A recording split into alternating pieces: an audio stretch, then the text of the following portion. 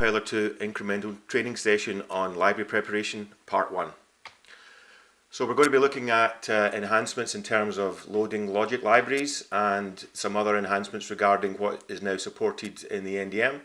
We'll be looking at selective PT loading, and we'll also be looking at scaling support we now have for on-chip variation and cell electromigration. Further, we'll be looking into how you can use block labels in the ETM flow, and then discussing new controls in terms of loading left files. So let's look at the enhancement for readlib. So now in 1603 SP2, we now have an enhancement to the readlib installation, which will ensure LC shell installation consistency between design compiler, IC compiler, and IC compiler 2. So basically this allows you to enable readlib usage inside ICCII LM shell. So by default, ICCII LM shell uses a symbolic link to the LC shell executable provided with the IC compiler 2 installation to allow it to run the readlib command. For example, you see below there we have the path to the 1603 LC shell exec there. If you want to specify a different library compiler exec, then you can set the environmental variable synopsis underscore LC underscore root before you invoke LM shell. So you see here at the Unix prompt we have setenv synopsis LC root pointing to the 1512 SP2 installation of library compiler. If that environment variable is not set correctly, then you will see this LMUI-018 message, which will basically say that it cannot find the library compiler exec that you have specified in your synopsis LC root variable. You can also specify the LC exec by setting it in the script by using the file.lib.library compiler exec script application option in the LM shell. So we have an example here where we're now pointing to the 1506 installation of library compiler, and it's worth noting that this setting of the app option will override the synopsis LC root environment variable if that has been set. Again, if this file.lib.library compiler exec script app option is not properly set, then you will get both the LM018 and LMUI019 error messages basically saying that it cannot find either installation of the LC that you are pointing to. So basically the enhancement here allows for flow consistency. So now you basically, as you know, Galaxy Flow, which includes DC, prime time and formality, reads the .db files and not the .lib files. So now we have made DB file availability and qualification. So library compiler now does library qualification, which is required before these DB files are then passed on to ICCII, and therefore the DB files are always available among fully qualified libraries. And in terms of runtime, reading the DB takes a few seconds, whereas compiling a .lib file typically takes several minutes per file. So this basically allows for .db file availability across the Galaxy Flow. Okay, so let's now move on to frequency-dependent max cap and max tran support.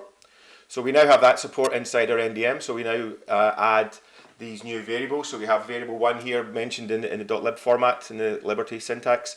We have this frequency variable we can now set up, and we can have the tables defined on the output pins of the cell. So you see here now we have the variables now for this variable frequency. So these tables can be one-dimensional, frequency as the index, or they can be two-dimensional with frequency and input transition time as indexes. So we also have frequency support for timing analysis. So that means now we can have this max trans specified as frequency, and the tables we can define it again on the input or output cells. So again, these can be one-dimensional, frequency as the index, or two-dimensional with frequency and input transition time as indexes. So now we can look at selective PVT loading. So basically this allows us to be more selective in terms of what .dbs we load. So in previous releases, the set PVT configuration only supported a single rule with the 4 filters of PV and T, and additionally the process label. So now we can have the capability in the set PVT configuration command that will now allow any number of rules that you can then iteratively refine to a specific set of selected .dbs with the PVT you are wishing to use. So here's the existing UI, which was prior to 1612, where you can clear the filters, and then you can specify your process labels, your process number, voltages, and temperatures. So this is all existing capability inside ICCII. Now we have some new options here. We have dash add, dash name, and dash rule. So basically dash add will create a new rule for these filters, and again these are iterative filters, so you can just keep adding the rules via this dash add option. You can give the rule name, whereas before it would just create rule underscore 1, rule underscore 2, etc. Now you can specify a specific name for ease of use, and then you can basically also use the dash rule that will return the name of the rules to which the command was applied, so you can set the current rule and apply changes. So it's important to note that the rules are applied in the order in which they were created, and they are based on the result of the previous rule. So as I said, the rules are applied iteratively. The clear filters option has one key change when all is used. So if no other filters are changed, then the rule is deleted. So that means that the output of report workspace has to show all included as per the current behavior when there are no rules specified at all. So that's one important change in the dash clear filters option usage.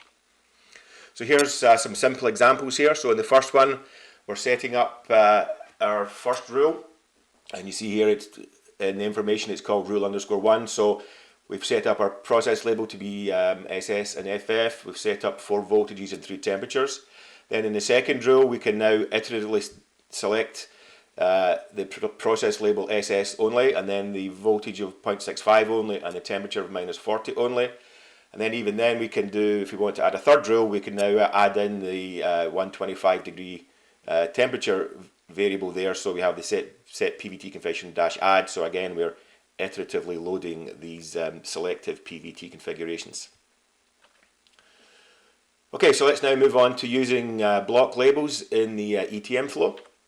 So when the ETM flow, so the extracted timing model flow, is being used, it will read the physical information from a design library, and that may contain several versions of the block with different block labels. So in previous releases you could only specify the label to use when reading the design library, but starting from 1603 SP4, the read NDM command will now support block labels, so you can specify which specific block you want to use. So by adding this dash label option to read NDM, you can now use this in the ETM moded flow, and if you specify this option in other flows, then the command will ignore it, and you'll get this warning saying that you cannot specify that block label inside this flow. And in the generated library, the blocks will have empty labels, even if you use the dash label option to specify a non-empty label, so that's worth noting.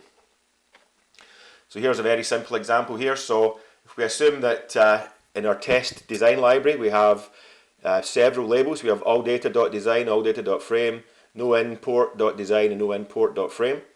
So in the following example, we can read in only the blocks with the label of all data. So we create our ETM moded flow. We create the workspace with the dash flow ETM moded. We read in our NDM. This time we're using the dash label, and we use all data.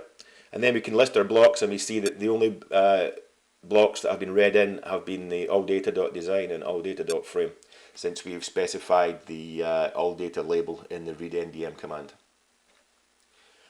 Now let's go on to look at scaling support we have now for OCV and cell electromigration. So in previous releases, scaling was not supported for cell electromigration or on-chip variation sigma or on-chip variation cell derating data.